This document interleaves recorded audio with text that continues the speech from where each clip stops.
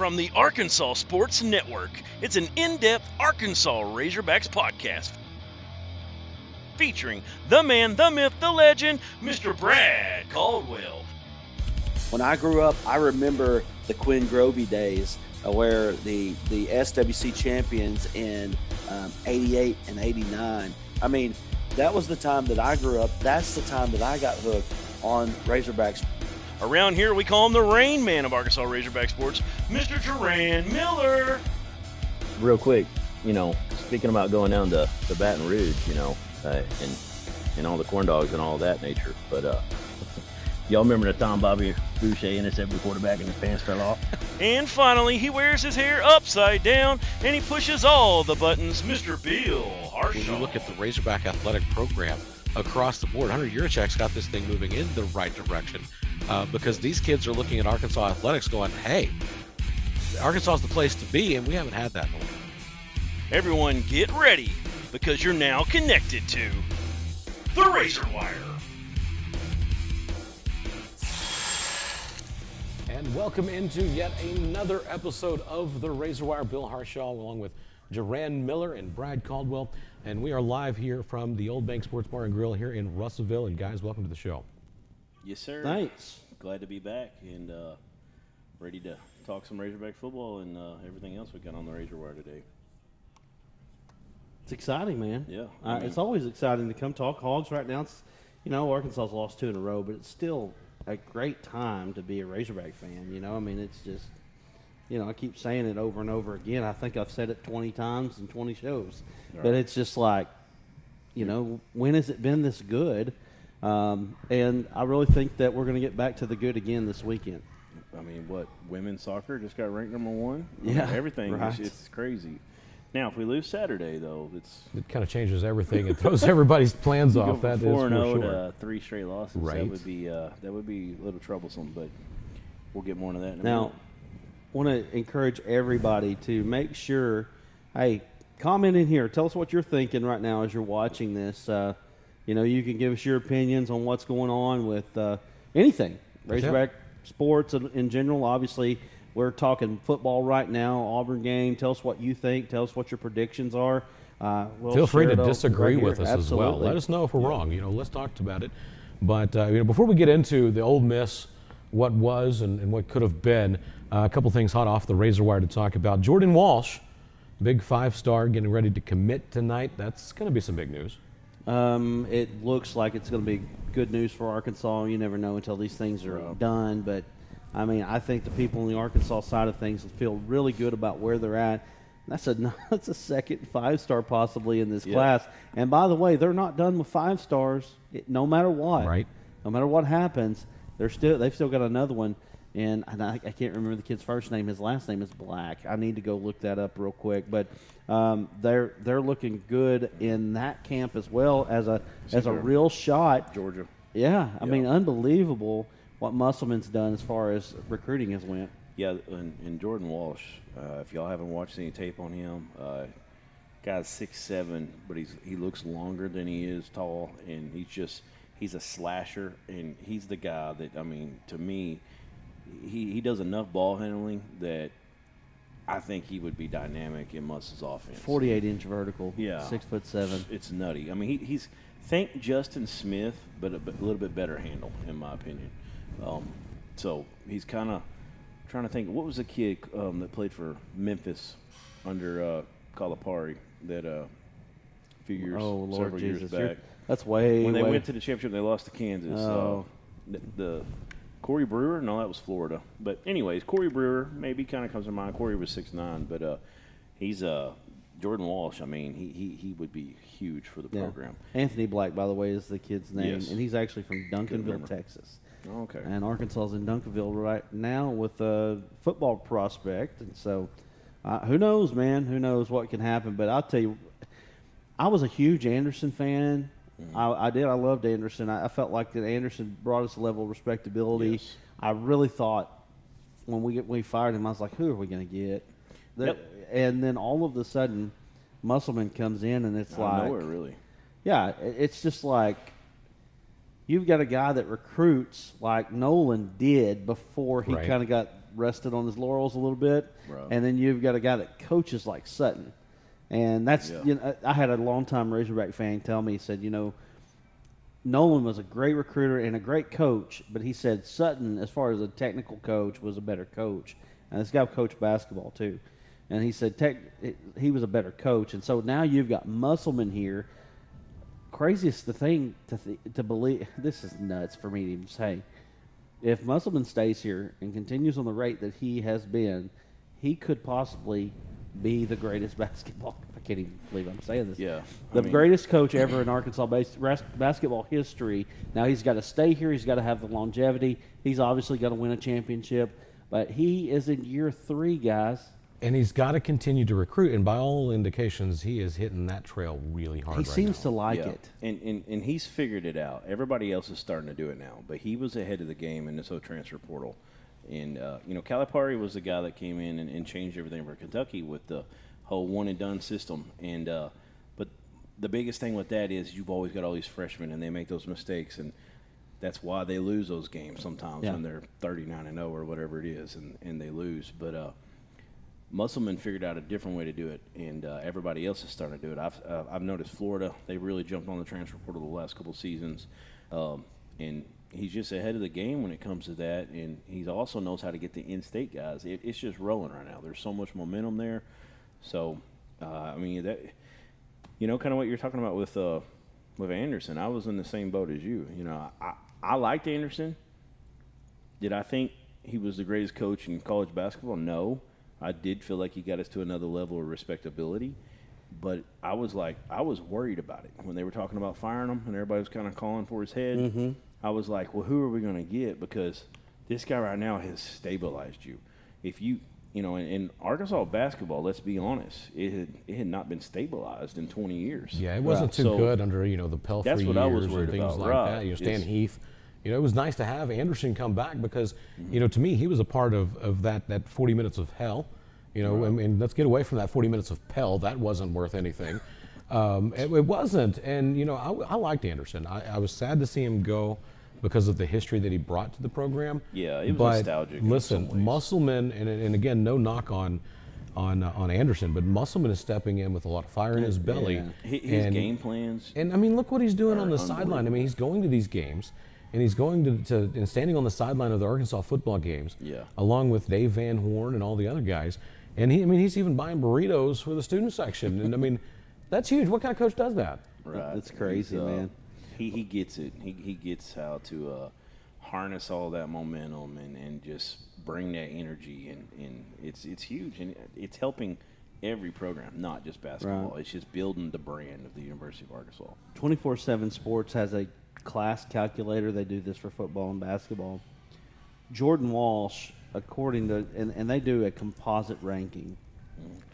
Jordan Walsh is a 0.9904. Perfect, obviously, is 1.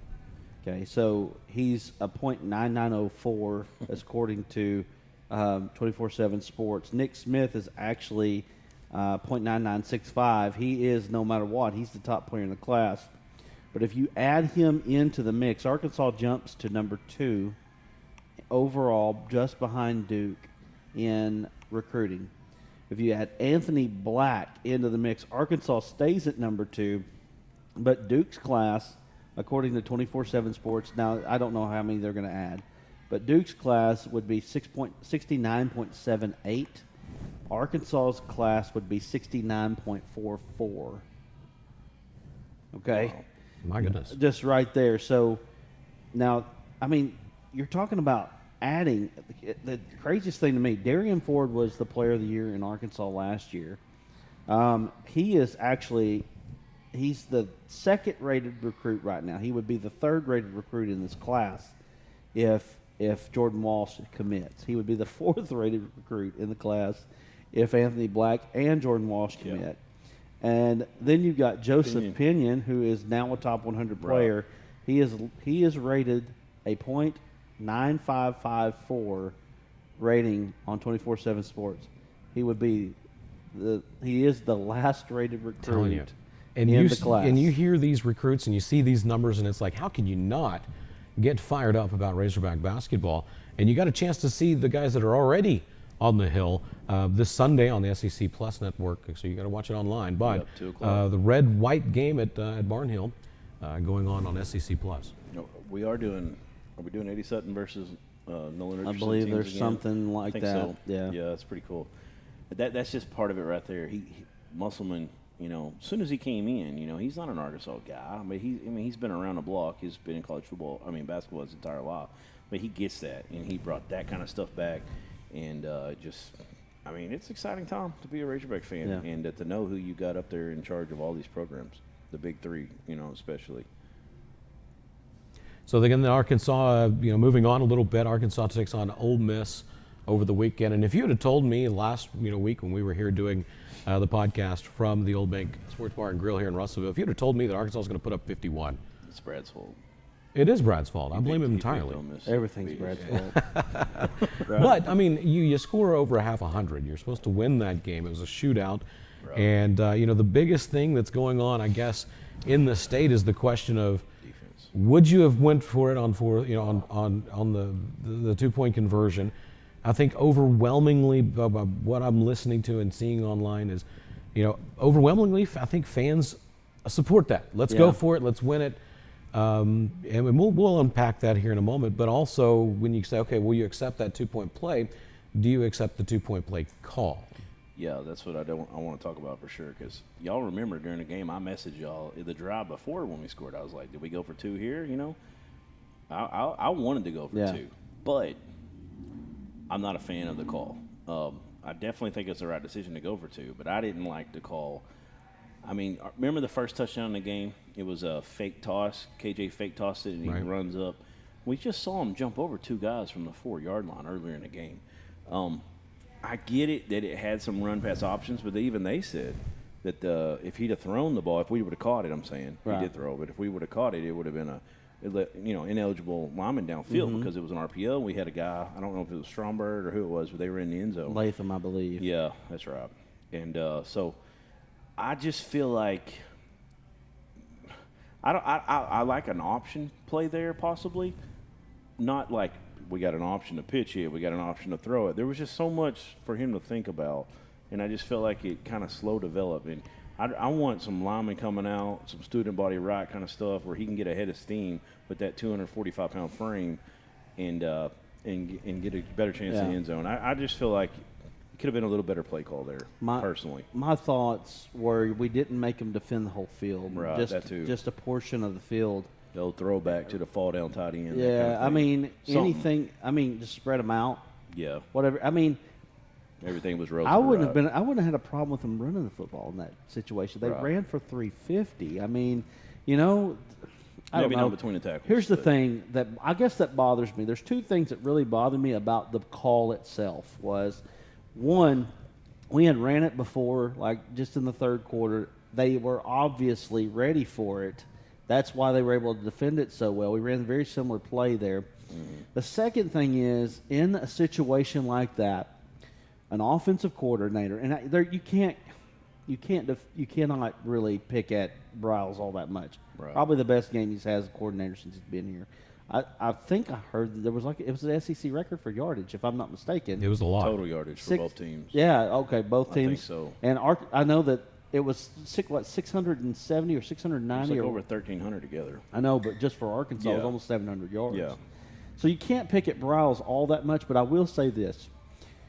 In a situation like that, an offensive coordinator needs to have one in his back pocket Yep. that he doesn't show. Right. He doesn't show it, and in that situation, he showed it. I'll give you an example of it. Go all the way back to 2014, I believe, when Arkansas beat Auburn in the 4 overtime game. Mm-hmm. It was a 2-point play that we called with Dan Enos that he brought one out that people had not seen yet. Right. Actually, I believe, if I'm not mistaken, it was actually a play off of a play that we had run at Ole Miss. Is it 15? It was 15. It's the same year. That's right. So it was a play off of a 15, play yeah. at Ole Miss where Brandon Allen faked the jet, right? And then he runs it in for a touchdown. Well, Yeah, that this was time, the Hunter Heave. Yeah. The 2-point conversion you're talking Yes, about? To win yes. it? Yeah. Mhm. He got knocked out. So then this play that he ran, he faked off of that and then threw the ball to Morgan, and Morgan scored on a little dart out in the flat. a little dart. Yeah. And it look, these guys watch film. They know what you're doing. Right. You've got to have something in that situation, I feel like, that will be something that they just haven't seen, something that they can't defend. So some early trickery in the year, even. Early in the year, they had a play like that. They got to have more than one though. It was the play against Texas, and they brought Burks in at tailback or quarterback. I'm trying to remember, but they handed it off to Dominic Johnson underneath. It was the little wing tee kind of, handed off close, and it's a misdirection play. Yep. And he got in and scored. So I feel like that was one of them. I personally, I think you need to have about 5 of those. And, by this point in the year, and you can add one or two during the season, but, have one, like, I totally agree with you. Have one you can pull out of your pocket that they haven't seen. But that was the exact same play. I mean, they even talked about it, that Trey Knox scored his touchdown on earlier in the game. Annexation of Puerto Rico. I mean, it's something out there that just, hey, you've not seen it. But, at the end of the day, you can't gripe at the offense. The offense wasn't the problem. It was the defense. Yes. The defense just, as much as we've bragged on the defense throughout the season, the defense really let Arkansas down this last weekend. I'll give you a prime example of it. 1 minute, something that coming down the end, and we're down 45-38, and KJ scores on the run. I'm sitting there saying, where I'm watching it, don't score! Don't score! Don't score! Luckily enough for Ole Miss, our defense was so bad that they scored so quickly. We got the ball back with a chance to drive it. 14 seconds. Yep. They scored in 14 seconds. That's how long it took them to go 68 yards or whatever that was. And I know there's something wrong with Catalan right now. He's not playing. He's got a broken hand, and he's just not playing the way he's not playing the way he's supposed to. He had a chance to intercept the ball. He might have if he didn't have that little cast on it. But I don't know if I was talking to y'all about that. I was telling somebody about it. But what I'm starting to feel, and it's not talked about enough, is I think I made a post is what it was. But anyways, is Catalan, if you'll watch him, I know he's got a broke hand, and that's probably part of it too. But he's not even trying to wrap up. He's coming in low, and I feel like a lot of our tacklers are coming in lower and lower since that early game in the Rice game where we had the ejection for targeting, and they were all worried about it because we didn't have bumper pull for the first half against Texas. And I'm seeing it now where they're coming in at the ankles, and they're not wrapping up. They're just hitting down there. They've got to hit, and they've got to wrap up. And I think the targeting is really playing a little bit of a factor in some of how the tackling's gotten worse because they're getting lower and lower. When they see that running back or that ball carrier start to drop his head a little bit, they're just going right at his ankles. Right. And so you got to wrap up, and that's tough to do when your head's – they're still dropping their head too at times. Right. I have a lot of confidence, though, in our coaches. Yes. I felt like that the coaching job was actually a pretty good coaching job. We talked about this in the last show where we asked the question, what can this team do? This was my biggest thing on why I felt like they would lose. You're talking about a pretty poor performance at Georgia. They bounce back, and they have a decent performance, at least on one side of the ball. I felt the coaching was magnificent in a lot of ways to get these guys to bounce back from their greatest humiliation on the road. You've got back-to-back road games. They didn't just come in and lay down against Ole Miss when they very well could have. They could have just said, let's get back home and let's take an L and go home. And I know that you don't say that, but there's something in you mentally that when you get beat, a lot of times you get beat twice by the same team. They didn't let that happen. I expect that they're going to bounce back this week. I do.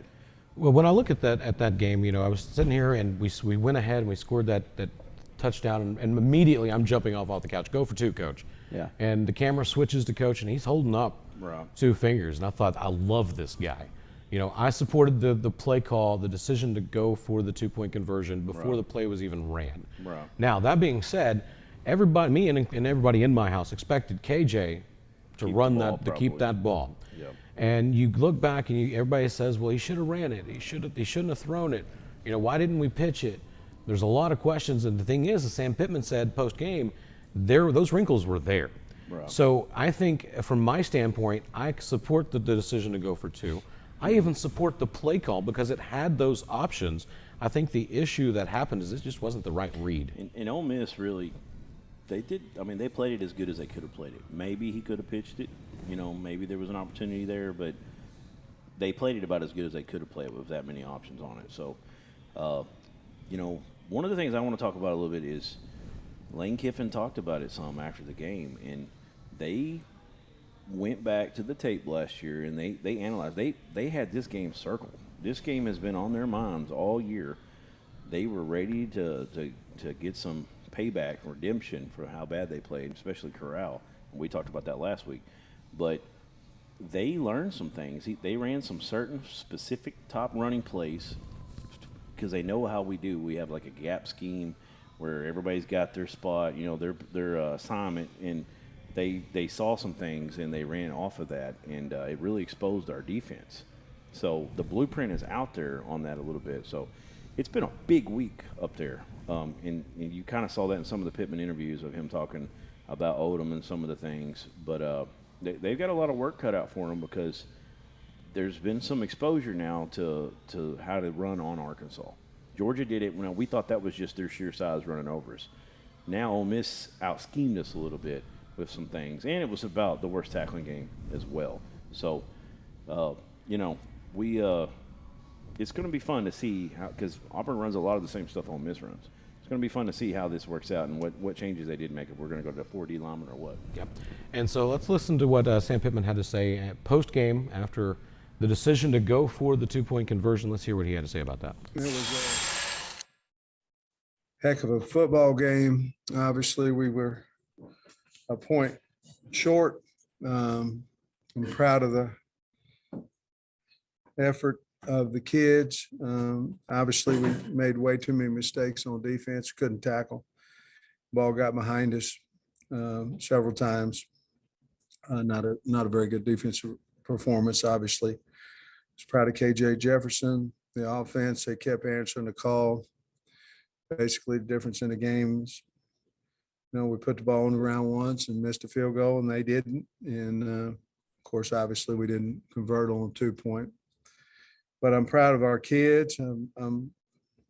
I like the grit and the fight that they had offensively coming back to score there at the end of the game. And I had told them on that last drive, if we score with little to no time left on the clock, that we're going to go for 2 and make it. And I love the play call. We had three options there and on the play, and we just didn't convert it. I mean, that was a great drive, to go down.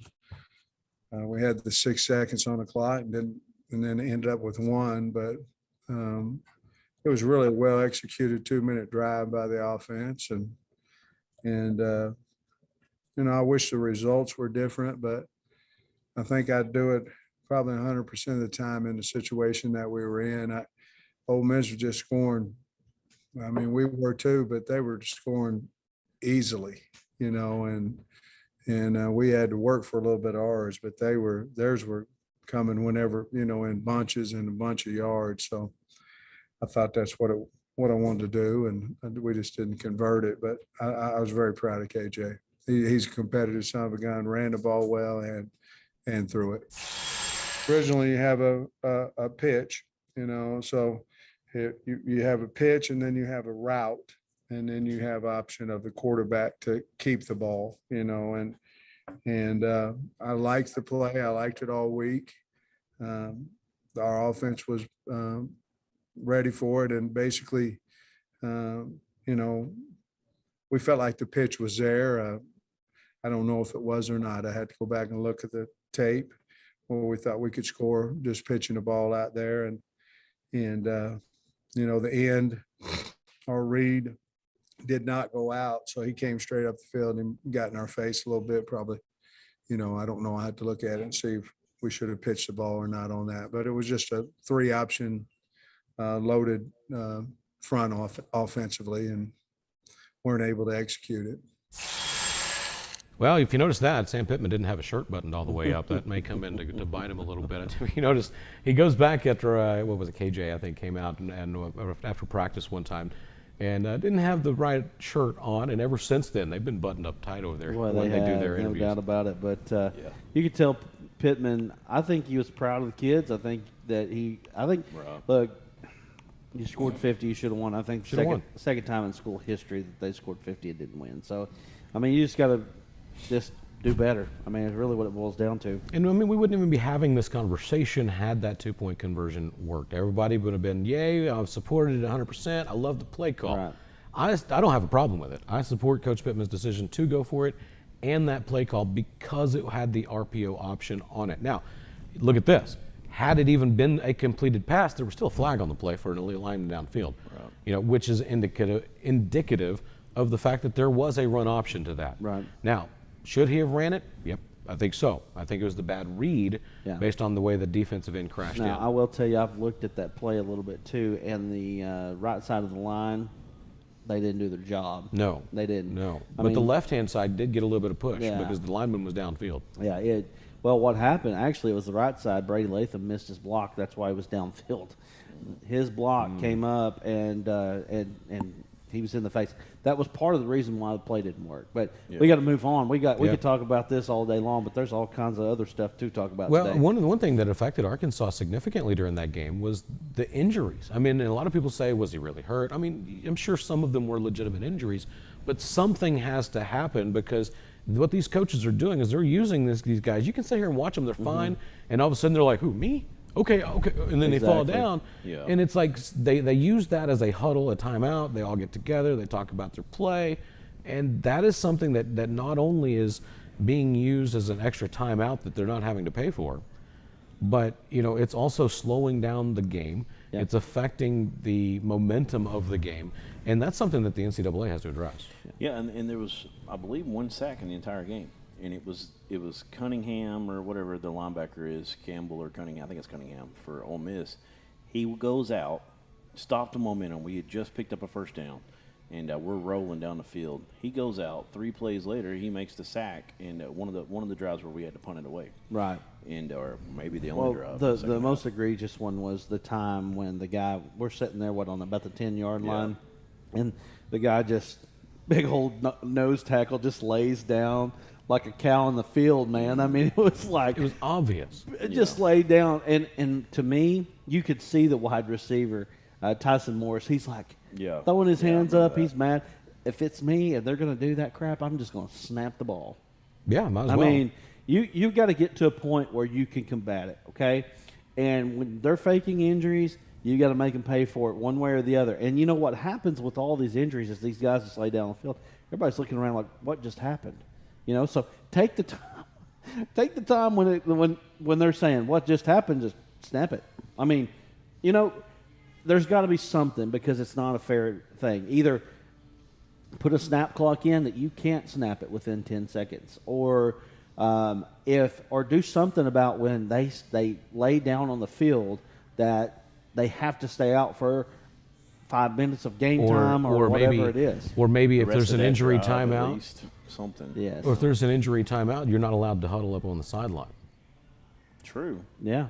There's I mean, they anything. can still call plays in. Their biggest thing is slowing the momentum. But yeah, I mean, that would help some for sure. Something. It's And then basically timeout for them. So, I mean, that's definitely something that hurt Arkansas. And then the other thing that you look at is, Arkansas was going up against a Heisman contender in Matt Corral. I mean, he stood out really well. I mean, he moved that ball very efficiently against the Arkansas defense, which up to Georgia game had been pretty tight. Right.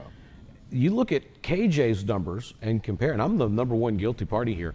Let me tell you, during halftime of game 1, I was ready to burn his jersey and say, don't wear it again. I'm serious. I was like, KJ's not going to do it. And he's proven me wrong. KJ, let me tell you, he goes down there and he puts on a show. Yeah. Yeah. And KJ Jefferson is putting up numbers that are comparable, if not better, to Matt Corral. He outplayed Matt Corral by numbers. Now, Corral made a lot of plays, especially on third down runs and that sort of thing. I think that also his numbers were probably hurt by the fact that they were breaking off long runs. But just looking at the numbers, KJ played better than he did. Right. And then he threw the touchdown with 1 second left, which was a feather in his cap.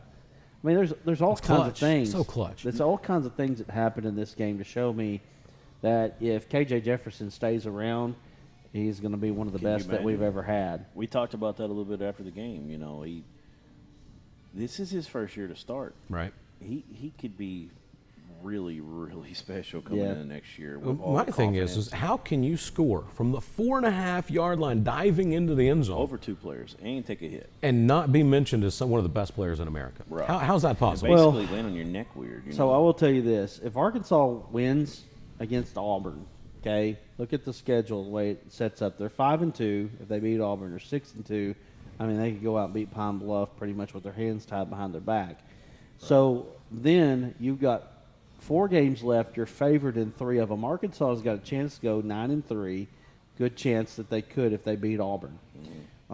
If Arkansas goes 9-3, and then KJ plays well down the stretch, and then plays well in the bowl game, KJ Jefferson next year will have Right. lots and lots of hype. It's real sad. similar to Corral. Right. It's sad that we could go 9-3, plus possibly the bowl game, win, and him not really even getting the top 5 Sure. this year. If he keeps putting up, I mean, he's the only. I think what was that graphic I saw the other day? It was like 1,200 yards passing and over 300 rushing. He's the only guy, or 1,300 Now, passing. down the stretch, if Arkansas He'll keeps get some momentum, but I if don't Arkansas think he keeps can winning, get and then he's got to play well against Alabama. I feel like it's kind of like other than Troy Smith, the McFadden year, where Yeah. McFadden was unreal. Game day for the Tennessee game was kind of the pinnacle that year, Right.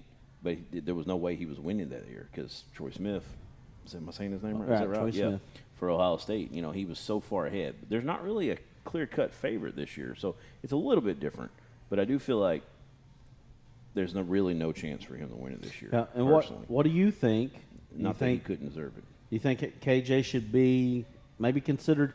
I put somebody put out there that he could be top 3 in the SEC as far as quarterbacks go for all SEC. What do you think as far as should KJ get better, more consideration?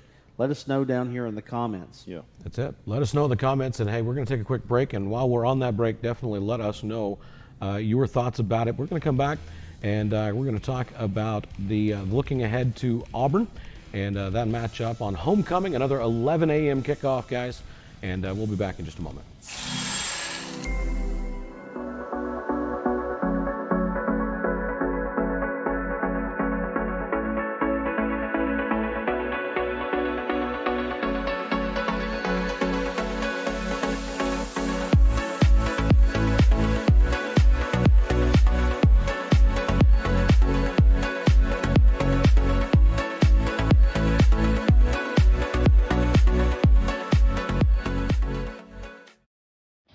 I hope he's not working.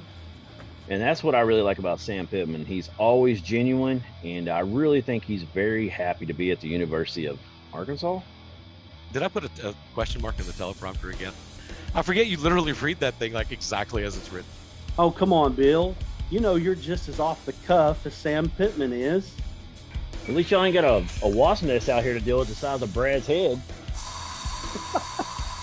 If people only knew what went on behind the scenes. Oh, I know. For real, this is not Sports Center.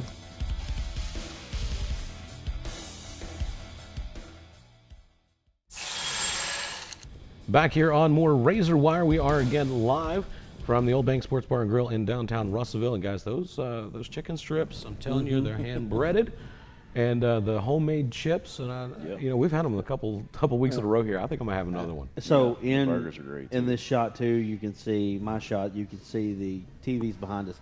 I don't know how many TVs they have in here, but honestly, there's probably not a better place in Russellville. for If you're in the area at all, there's probably not a better place to come watch a game. So if you get a chance to do that, come down to the Old Bank and watch it. And like you said, honestly, he's not lying. He's not just pumping this. The chicken strips are unbelievable, and you need to definitely try them. And again, you're talking about chicken strips, guys. I know, right? You know, Chicken strips is something that you don't usually get a whole lot of fanfare, but I'm telling you, they're hand breaded. Yep. They're hot. They're crispy. Yep. And they're And homemade potato chips. are homemade amazing. potato chips. You got to come check this out. and let me say this as well. ASN Game of the Week tomorrow. Yes. Yeah, we need to hit on that real quick. ASN Game of the Week at Malvern. Big and Marion Harris Yes. there. 6'7", 370 pounds. Guys, Next road Arkansas's trying to get bigger on the line. They've got some kids in state that they've already got committed. This is a big one. Check him out right here on the Arkansas Sports Network. We'll be at Malvern on Friday night. It's going to be a lot of fun. He reminds me of the big old boy that Alabama had that year that got into it with Bielema on the sideline. Yeah. You remember that? Yeah. I can't think. Robinson was his name. And, I mean, that dude is a mountain. Harris. And then, of course, another kid that plays for Malvern, Cedric Simmons, Yes. a kid we were familiar with during last year on Primetime Preps with ESPN Arkansas. That guy, I mean, he was a primetime performer several weeks. This kid, I believe, is only a junior this year. Yes. As a sophomore last year, was just putting up amazing, obscene numbers. And I'm excited to see him in person. Yeah, yeah. It's going to be a good time. You talk Malvern, we're talking Madre the Magnificent, Madre Hill. You had Harold Yeah. Harris. I mean, just you're talking about some Malvern tradition coming out of there. Malvern from the late 70s to the early 90s was one of the premier football programs in the state. Madre Hill, one of the greatest to ever do it. In fact, a lot of people talk about Basil Shabazz. Right. Madre Hill's right up there with him Yes. as far as players in the state of Arkansas. I'll never forget that South Carolina game when he was a freshman going for 5 touchdowns. And it was unreal. So Arkansas this week, it's homecoming up on the hill. They have Auburn coming to town, a team that, you know, if you watched the season last year, you'll know how that game ended and the controversy surrounding it. That's probably going to leave a taste in some of these guys' mouth. But I think the biggest thing is right now for the Hogs is stay undefeated at home. You don't want to lose one at home on the hill, especially on homecoming. But yet again, Arkansas is stuck with another 11 a.m. kickoff. When is it going to be like 6 a.m. on PBS? So let's talk about 11 PBS. 11 a.m. real quick.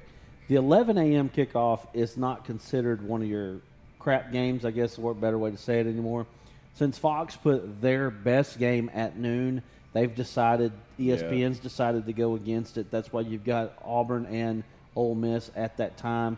Arkansas just happened to be a part of that. Unfortunately, the SEC 11 a.m. game is not your game, but at the end of the day, you're playing UAPB. Now, we've got to get there first. Arkansas still playing a part of the doubleheader on CBS, so it's a big game. Right. They've played 3 huge games at 11 o'clock. It's just been 11 o'clock, unfortunately. Yeah, and this one's at home. You're not crazy about them at home, but honestly, you want them on the road. If you're going to go on the road somewhere, 11 a.m. is really, in my opinion, the game you want. I don't want to be in Death Valley or at Brian Dennehy Stadium at 6 o'clock at night. I want the 11 o'clock game. So at if home, you want, you don't want them. I think Pittman talked about them a little bit this week. How they're hoping that Mississippi State game can be at home because they need a night game. I mean, he said that they feel like they've done a pretty good job in recruiting and getting the guys there, the visits, but it's not the same as those night games, which. Texas worked out for us, but they're hoping to get another one, an SEC game especially. Jordan King's asking, who do we think will transfer? I don't know right now. I mean, I would think Hornsby's probably a pretty good candidate. Quarterbacks don't stay around that long. Now, again, I'm not saying that I know anything about him transferring. I'm just saying being a backup quarterback, people don't stay a long time. And he having to stay another year, I don't know that he would do that. Being the fact that KJ's a redshirt freshman or – is he a sophomore? Redshirt sophomore. Yeah, he's a COVID guy. He's not going to go this year, but what I'm saying is he may only play one more year after this if he continues the success. So that might be something that Hornsby thinks about. Like, I can stick it out for one more year because I'm going to play away from being a starter anyway. And I think one of the things that Arkansas has to do is, as far as Hornsby goes, and you don't want to really do it now, especially if he's still trying to learn the offense a little bit, but you got to get him involved in the offense somehow. You line him up at wide receiver or something. Get him involved with KJ in there at the quarterback. Yeah. And actually, that's going to create a lot of cool wrinkles. You could get a halfback pass. You can get all kinds of fun things out of that. Yeah. But you have to get this guy involved because if you don't, Jordan, like you're saying, he may be the one that heads out. And again, we're not saying that we know that he's going to do that, so please don't go to the next message board and say these guys said. That's just speculation. And they actually asked Pittman about getting Hornsby into some other packages this week. He said that him and Browse have talked about it. There's been discussion. I feel like the biggest thing is they just feel like, we all saw it in the A&M game. When Jefferson goes out, Hornsby was not completely ready. But can you imagine if you didn't even have him? Because you know how big of a jump it is to the second guy. Imagine if Hornsby goes out at wide receiver in a couple packages and does happen to get hurt, then you're in a real serious bad Right. situation. Yeah, and that's what if you really lose concerns Jefferson. me, Duran, is because if Hornsby, he's a great change of speed, change of pace kind of guy.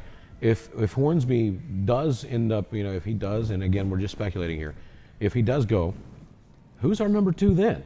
Lucas Coley. Will Yeah, be and that or maybe Renfro, but I Maybe. think Coley. I mean, And it is, but the thing that scares me the most is we haven't seen them Sure. very often in a game Well, situation. they're not going to be ready. I mean, the next quarterback is going to have to be ready after next year. I mean, KJ, he is now solidified. He is the guy, no doubt about it. So they've got to get somebody ready for 2023, whoever that's going to be.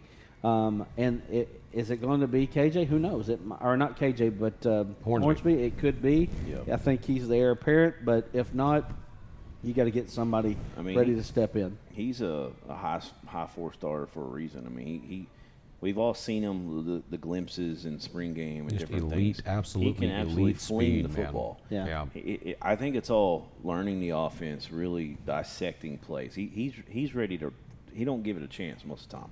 He takes his 3-step drop and hits 1 second, if that. And he's looking to run. So I think that's just something he's just going to have to evolve and get better at. But And one of the things that Pittman did say, you mentioned what he said in that press conference. One of the things that Pittman said is, if we do get him involved that way and bring him in and in a different wrinkle, it probably won't happen until after the bye week. They want to give him a little bit of an adjustment period to bring him in. It sounds like he's still getting grips on the offense, and they want to bring him into a different position and kind of confuse him on it. right. So let's talk Auburn. Yeah. Yes. Yeah, let's talk Auburn. So Auburn coming to town, and it's 11 a.m. kickoff. We've mentioned that already. And, the thing about that is it's homecoming. The only gripe that I have about this being an 11 a.m. game is it really hurts. It really hurts that game day atmosphere, in my opinion, because you don't get well hydrated before you go.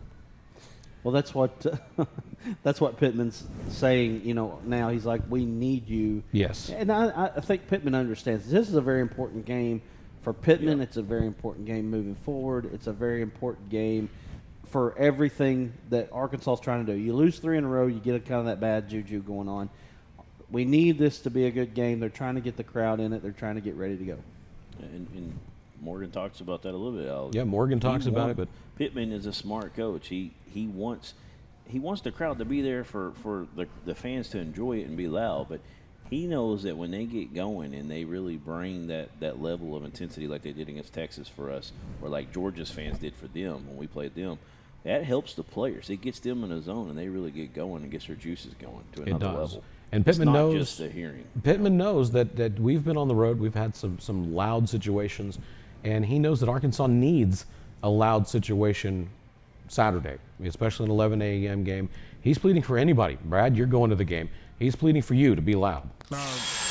Excited to play Auburn. Excited to get back home. We'd been, even though we had a home game in there, we'd been on the road 3 weeks in a row. Excited to get back home for homecoming and play a really good Auburn team. And they start offensively with Bo and Tank, 2 of the better players at their position in the conference. And Bo sure makes a lot of things happen when it doesn't look like he has a possibility to. And D-Rob was over at Georgia, very fast wide receiver, had 4 of their 5 offensive linemen back.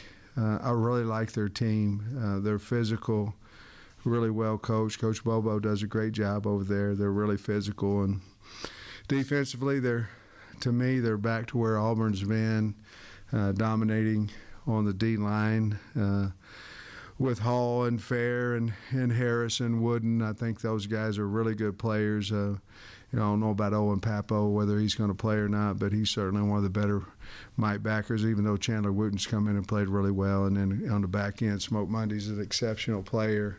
They're just a really good football team, and we're excited to have a chance to get them in here and play. With that said, we need our fans, and I think we're about 500 tickets remaining for the game. If you look, and Trey, I had a quick glimpse of what you said, and it's 100% correct. There's been 2 games that had specific, in my opinion,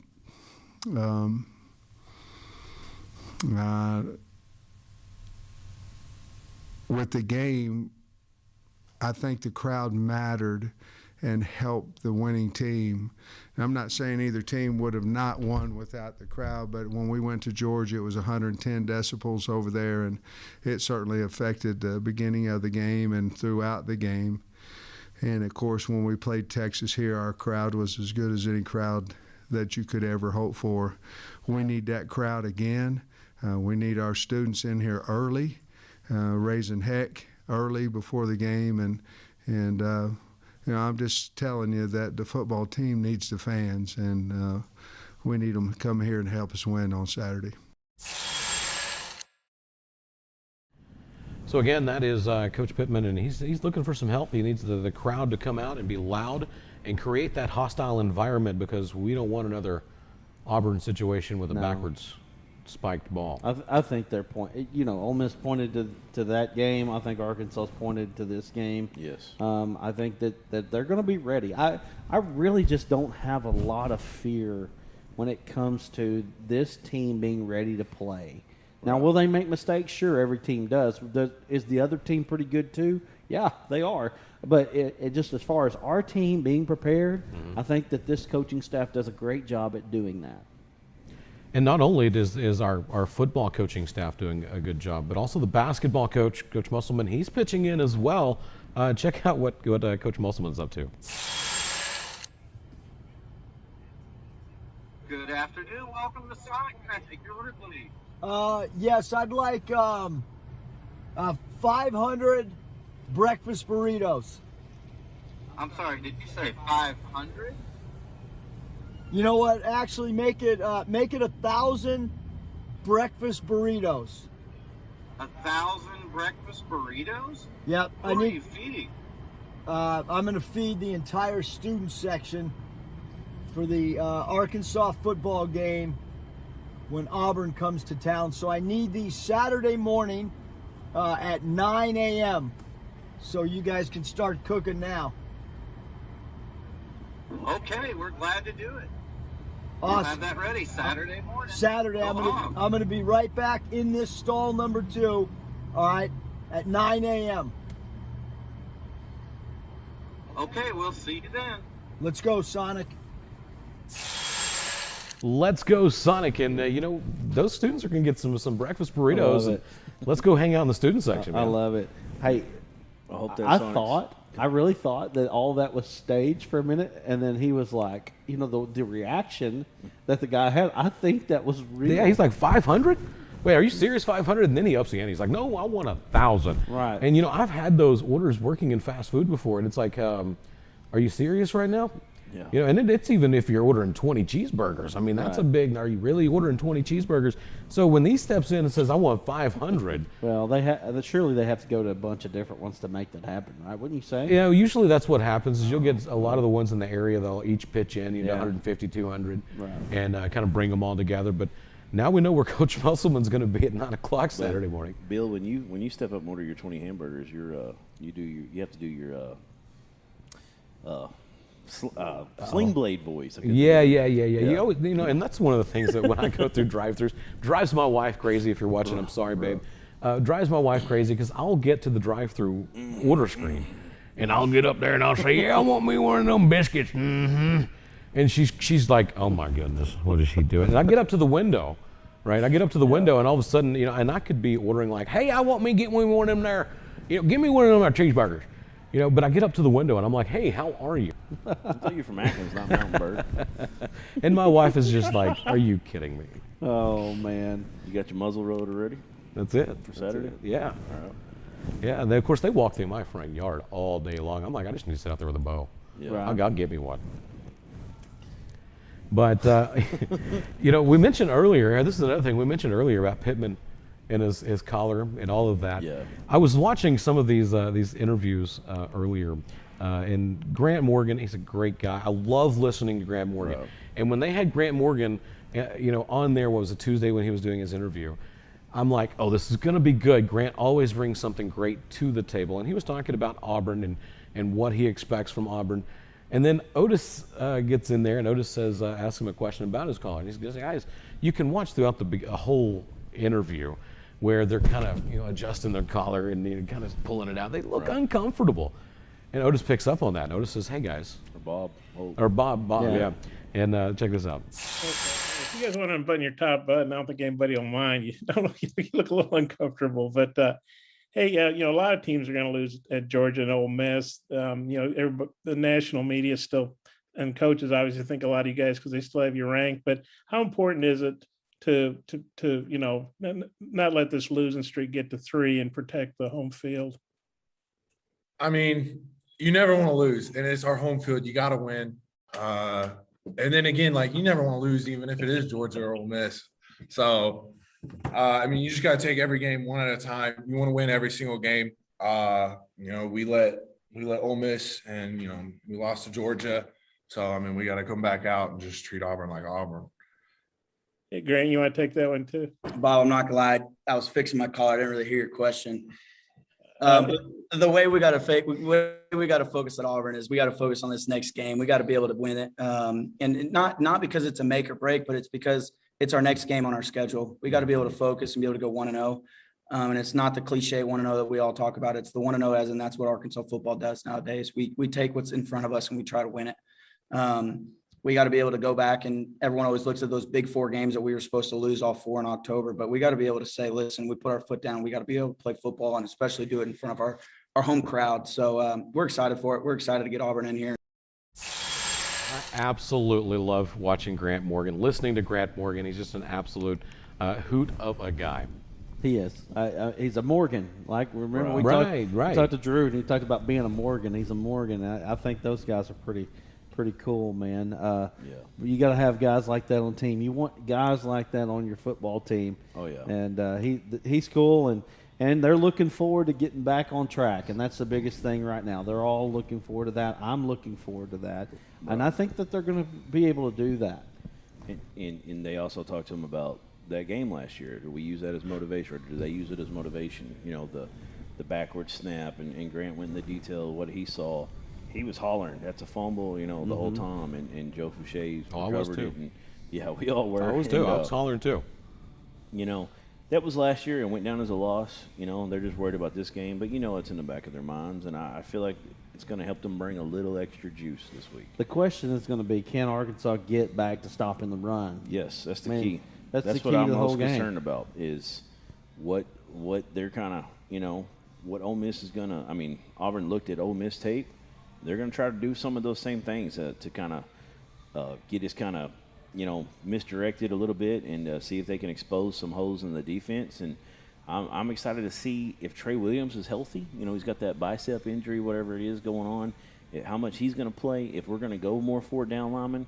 That's been a lot of talk this week. I know Andrew Hutchinson was talking about that on Ruskin and Zach a little bit, and because they said they were going to be multiple this year. We really haven't seen it. We've seen 4 down linemen just a few times, a handful of times. Yeah, it's mostly been the 3-4. And so we know it's in there, and we'll just that's the biggest key in this game for me. It is the D-line and well, not the D-line, but the running defense and seeing how we're going to stop that. If we can stop that, if we can get back to where we were at Texas and A&M, I think Nix is a little better quarterback than Calzada, even though Calzada did play a lot better against Bama.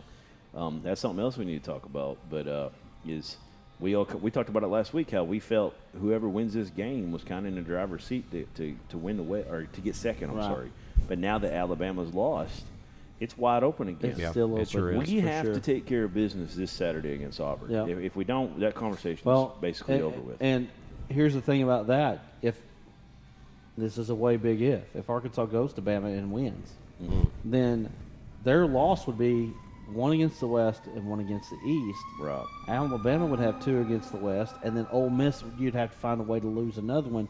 But if you end up in a 3-way scenario, now I got to thank William Watkins for this. You end up in a 3-way tie scenario there, Arkansas still goes to championship. That's far-fetched, guys. I know that, but I'm just saying you're still in the scenario. hunt. It is a scenario. But Jarquez Hunter and Tank Bigsby, those are the 2 guys you got to look at. Hunter, everybody talks about Bigsby.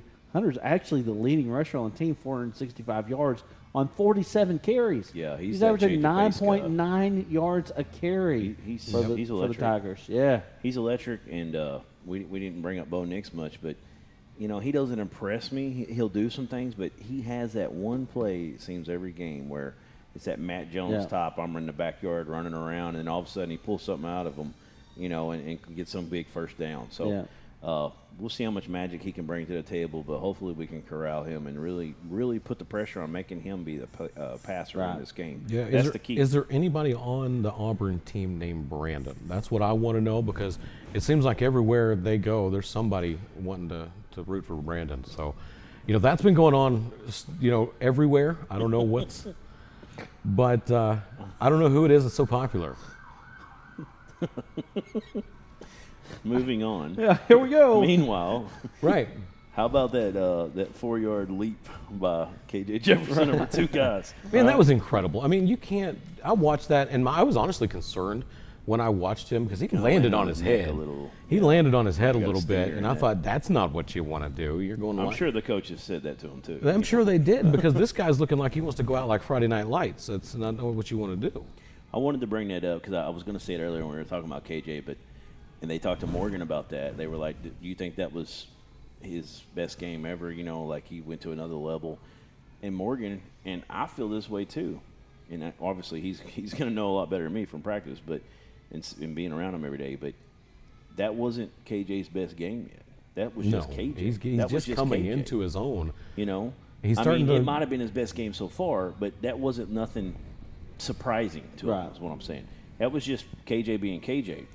And I feel like there's times where I feel like he'll have his there's always a moment or two in a game where I feel like maybe he's not as physical as he could be, and then he'll do those kind of plays, and you're like, wow.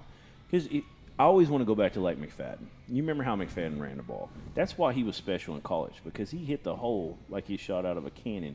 Like nobody did that, especially a guy with chicken legs like he had, basically. Right. And that was part of the reason why he struggled in the NFL, because he got beat up because he didn't change. He was a tough dude. He would truck dudes and then get up and slap them on the rear and say, "Good hit, man." Yeah. I love that about McFadden. It was awesome. And if KJ can ever get to that next level where he's just on, you know, just going off every single play, I think he will. I think he will too. I think he will, and here's why. Could be really special. And here's why I think that KJ will get to that level. Look who he emulates. Who is his favorite athlete? It's Cam Newton. And what is Cam Newton known for? He had a little bit of McFadden-esque to him, where, you know, he had that power running style. And I think KJ wants to push that. And I think KJ is coming into his own right now. He's growing up in front of our eyes. Right. I think he's already knows the offense. And this is what they were saying in these interviews is, you know, you guys are finally, and when he says you guys, are talking about the fans, you guys are finally getting to see the KJ that we know. Yes. This is the KJ that shows out in practice.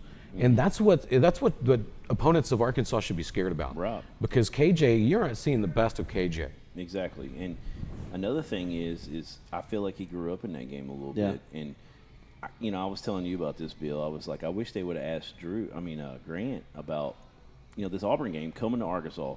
You know, I wish they would ask him about when his brother, because that was a big game that year. Yeah, it was. That was the best year in our Bielema. We went 8-5. We started 1-3. That was the year that Brandon Allen was. He kind of grew up. We beat Tennessee. That's where it kind of started. But that Auburn game, it was like when they got the monkey off the back, because we had to come from behind at the end. We had to get in overtime. And he did it because you remember we had the games before against Toledo where he's hitting the field goal post, overthrowing Hunter Henry. And that game was where it all just kind of culminated. And then he went on that run of, you know, that was in the middle of it. Best run ever by a Razorback quarterback in 7 games. I've been preaching that too, yes. 7 games ever. And he wasn't great other than that. I feel like that Ole Miss game really helped KJ. Yeah. And I think we're going to see that moving forward. And this could be the culmination where they put it all together. And this is, you know, it's kind of goes along with KJ and going home to Mississippi. You know, we're admins on Razorback Nation on the Facebook group. And I will say from my experience on looking at all the new people that we have joining that group, there's a lot of them from Sardis, Mississippi right now. Yeah. He has a lot of fans over in Mississippi by hundreds that are coming into Razorback Nation. And it seems like not only is Arkansas seeing KJ's potential, but his home state's starting to see it too. Jordan King wants to know if we have score predictions. We do. They're coming up. Jordan, what's your score prediction? And then anybody else that's watching right now, what is your score prediction of Saturday's game against Auburn. I think that's going to be it's going to be something I think you're going to get a lot of Razorback victories on that one. I was the only one of this group that picked a Razorback loss, although I picked it bigger than what it was. You guys, you had the point spread, I believe. One of you did. I think it was just 1 point. I had 1 point. You had one. Yeah, you had 1 point. I had a But you had Arkansas winning. Yeah. Arkansas winning. I had Arkansas losing. But again, it was just a lot of it just a feeling that I had. You know what was going on, and I feel like Arkansas is going to win this game. I do. Yeah. And we talked about it too earlier. Was Pittman, man, on the press conference He's yesterday? in a good mood, wasn't he? He was in a great mood. And he was like, man, and he kept telling the interviewers, you know, y'all are on your A game. Your A game. Y'all must have got a good night's sleep too. Yeah. And you know, football coaches, they sleep 4 or 5 hours if they're lucky during the season. And what's that tell you though, Durant? It makes me feel good that they feel really good about their game plan. And we're looking into that a little bit probably, but you got to. I mean, that's just kind of what we do. Well, yeah, but I mean, we see Pittman's interview, you know, twice a week, 3 times a week if you include the post game you know, SEC teleconference. Not to mention that the teleconference and you know going to Catfish Hole and all that stuff. We hear a lot of stuff from Pittman. Yeah. And yeah, Pittman is an endearing guy. We love the guy. Everybody does, right? But yesterday's Pittman was a different Pittman that we've seen before. He was on pep. He was peppy. And I absolutely agree with you, Durant. I think that shows me that Pittman's confident. Yeah, I think he's comfortable. I think he knows what he's going to do. I still think it's going to be a close game. Yeah. I do think it's going to be a close game, and I'm going to give the win to Cam Little. I'm going to say 27-24 Hogs. What do you got? Well, I hadn't really thought it out in my mind, but I've been thinking about it since you brought it up a second ago. So I'm going to go 35-31 Hogs. And I hate that because I always like the first field goal. I'm like, dang it, I lost my prediction. I think Arkansas wins this one bigger. I hope so. I got Arkansas 34-24. Yeah, I can see it. I think. Again, I guess I'm just confident enough in the coaches to feel like that they're going to have them ready. They're going to have them prepared. I feel like that Barry Odom can make the adjustments that he needs to make. The crowd's going to be. The crowd's going to be a major factor. It's going to be. I think they're going to be ready to go. It's going to be a similar thing to Texas, except people aren't going to have quite as much time to get lit up.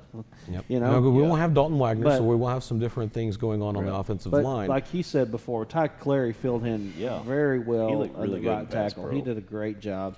So I'm not real worried. And, you know, really the offensive line has been pretty good for the most part. Mm-hmm. A few missed assignments here, a few missed assignments there, but really they've looked good.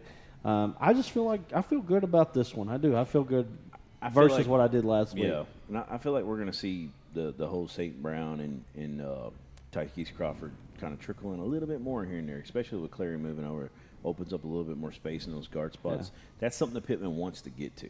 I mean, it's clear. He wants a 340, 350-pound road graders in there. Yeah. So I'm excited to see if we get a little bit of more of that on the field as well. And, you know, we talked about it last week. Yeah. Everybody kept talking about how Ole Miss defense has gotten so much better, and they have. They got those transfers in, and look what we just did to them. I mean, we almost broke the all-time record. I think we did, maybe. I don't know. But anyways, Auburn's defense, I feel like, is really good. I would have said they were better than Ole Miss's, but not by a whole lot before last week. But look what we did to Ole Miss. So that's why I gave us 35 points. I feel like we're going to move the ball and do some things offensively. My biggest concern is figuring that defense out, and I do have confidence in Odom. Yeah. We'll give up some, but I think we'll see a much better effort this week. We do have some score predictions coming in online, Brad. What do you got? 37-30, Marcus Holmes says Hogs win. Jordan King, 31-24. Let us know. We're about to wrap things up. Your score prediction. We've got red-white game as well. I know that we touched on it just a little bit early, but we've got 2 p.m. SEC Network Plus. Man, as far as I can remember, it's the first time that Arkansas's red-white game has ever been televised. I remember the days when Midnight Madness was televised. But the red-white game, I feel really good about where this basketball team is. Yes. And I think it's going to be a big, big day for Arkansas, just the fact that they get the chance to be on TV in their red-white scrimmage. They've got some stuff going on, Eddie versus Nolan again, that sort of thing. Right. Barn Hill Arena. But this basketball team, you know, basically full of transfers, is man, they've got a chance to be very good, and I'm anxious to see what they look like on Sunday afternoon.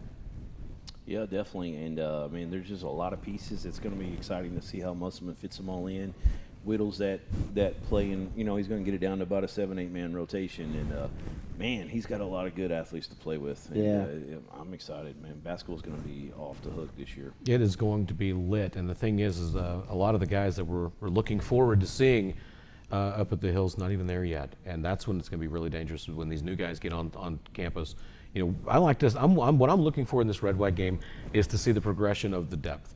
I want to see more people get involved. I want to see what people can do. But I'm going to enjoy watching this. Devo Davis, I think this year, I mean, we saw him grow up at the end last year. He took over the kid that transferred, Desi Seals. Mm-hmm. He took over his role. That's part of the reason Seals transferred, let's be honest. And, you know, they're using him as a point guard and an off guard.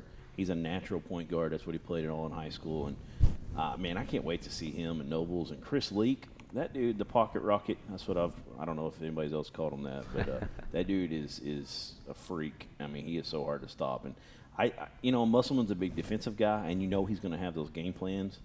But I feel like offensively this year we could really be potent, very potent, like an 88, 90-point game kind of team. This team has a chance, man. This team has a chance to be good. Now, if you remember last year when Arkansas started the season, they were winning games, but they still just seemed discombobulated because you had so many moving pieces, so many different people playing together for the first time. Wow. But by the middle of the conference season, they were rolling. They were playing well. And we saw, what was it, an 11-game win streak, which is the first time since '94. Too. And they played so well toward the end. And, of course, you know, they might have won it all if they not had run into Baylor. Right. 100%. I feel like we played Baylor as good as anybody did. Yeah. I mean, we played them as good as Gonzaga, basically. I mean, maybe. We did play them better. We really played them did. better than Gonzaga did. Right. So, anyway, real quick before we go, Jordan Walsh says, what do we think Arkansas can do to improve to stop the Auburn offense? Walsh? I'm sorry, Jordan King, right? That would be pretty cool. Right? Jordan King asked what can we do. I mean, I think that they've got to mix up the fronts a little bit.